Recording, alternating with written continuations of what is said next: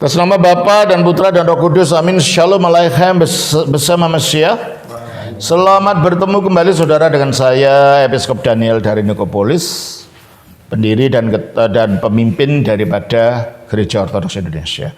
Saya berada di Salatiga hari ini karena pimpinan kami Metropolitan Fotius datang dari Yunani untuk mengadakan kunjungan penggembalaan dan juga akan mengkonsekrasi atau menguduskan gereja ini dengan upacara yang ada besok. Puji Tuhan, nanti mungkin akan kita siarkan. Jadi saudara yang tidak bisa datang, jangan takut, besok akan kami siarkan. Saudara bisa lihat di YouTube, atau mungkin waktu ini diunggah ini sudah selesai, tapi saudara lihat di YouTube ya. Waktu yang pembicaraan saya diunggah, nanti mungkin acaranya sudah selesai karena acaranya baru akan dilakukan besok tanggal 27, 28 ya. Baik, kita akan lanjutkan acara kita, yaitu menjawab pertanyaan yang saudara sudah kirim. Ini menjawab pertanyaan yang kedua dari Bapak Chandra dari Balikpapan. Tolong bacakan pertanyaannya. Mengapa dampak murid-murid Yesus yang berani khotbah di depan umum baru di Kisah Para Rasul pasal 2? Mengapa dampak murid-murid Yesus yang berani khotbah di depan umum baru di Kisah Para Rasul pasal 2? Terima kasih. Kalau kita lihat saudara-saudara, dalam Kisah Rasul pasal 2 itulah saatnya para rasul itu menerima Roh Kudus yang dijanjikan itu. Dan di situ mereka mengalami pembaruan kehidupan. Tadinya mereka hidup dalam manusia lama, mereka menjadi orang-orang yang dengan karakter lama mereka. Yang penakut ya tetap penakut gitu kan.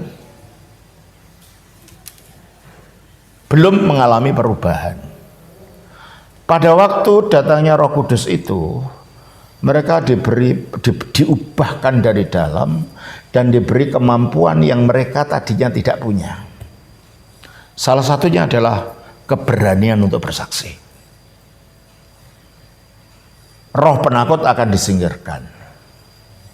Dan kalau saudara memang hidup dalam Roh Kudus, akan diberi semangat baru ini.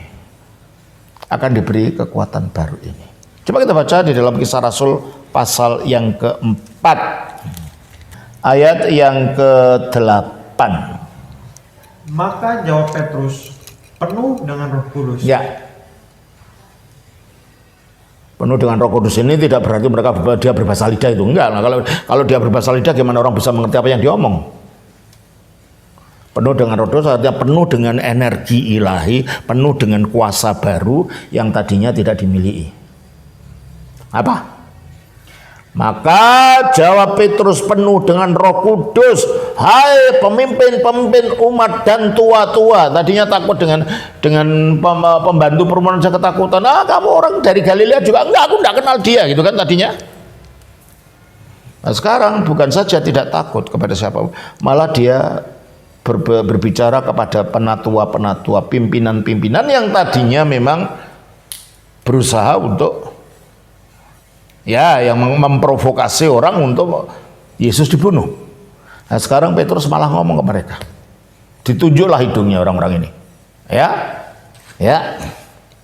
Hai pemimpin-pemimpin umat dan tua-tua, jika kami sekarang harus diperiksa karena suatu kebajikan kepada seorang sakit dan harus menerangkan dengan kuasa manakah orang itu disembuhkan, maka ketahuilah oleh kamu sekalian. Nah, itu mempunyai keberanian yang luar biasa. Maka ketahuilah oleh kamu sekalian dan oleh seluruh umat Israel bahwa dalam nama Yesus Kristus orang Nazaret yang telah kamu salibkan, ditunjuk ke hidungnya juga, kamu yang menyalibkan. Dari mana keberanian ini? Dari Roh Kudus.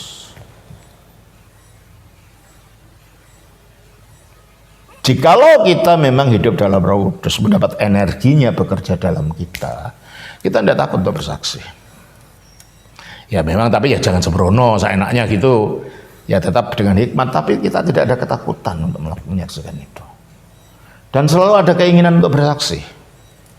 Ketika orang hidup dalam Roh Kudus, ada selalu keinginan untuk bersaksi dan bukan untuk menyembunyikan, karena memang itulah tujuan datangnya Roh Kudus. Kisah Rasul pasal 1 ayat 8. Tetapi kamu akan menerima kuasa. Tetapi kamu akan menerima kuasa. Kamu di sini para rasul. Terus?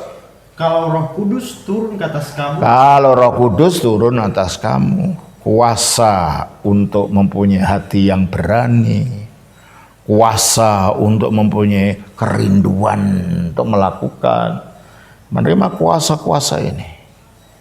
Kamu akan menerima kuasa kalau Roh Kudus turun ke atas kamu. Terus? Dan kamu akan menjadi saksi. Kamu akan menjadi saksi. Ada keinginan untuk bersaksi kalau Roh Kudus bekerja, karena Roh Kudus memang datangnya untuk menyaksikan Kristus. Yohanes pasal 15 ayat 26-27. Jikalau penghibur yang akan kuutus dari Bapa datang, yaitu Roh kebenaran yang keluar dari Bapa, ia akan bersaksi tentang aku. Nah, ia akan bersaksi tentang aku. Menyaksikan di dalam hati orang. Ketika orang itu mendengar berita, percaya, diberi kesaksian dari hati. Terus? Tetapi kamu juga harus bersaksi. Nah, tetapi Roh Kudus ini bersaksi disertai kesaksian para murid.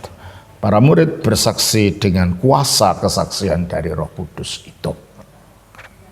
Makanya ketika mereka belum menerima Roh Kudus, mereka tidak punya keberanian ini. Keberanian untuk bersaksi itu dikarenakan ada roh yang bersaksi dalam mereka, Roh Kudus. Oleh kuasa Roh Kudus mereka punya keberanian itu. Jelas ini ya, Pak Chandra? Saya kira itu yang bisa saya berikan. Tuhan berkati. Shalom. Senang Bapa, Putra, Roh Kudus. Amin.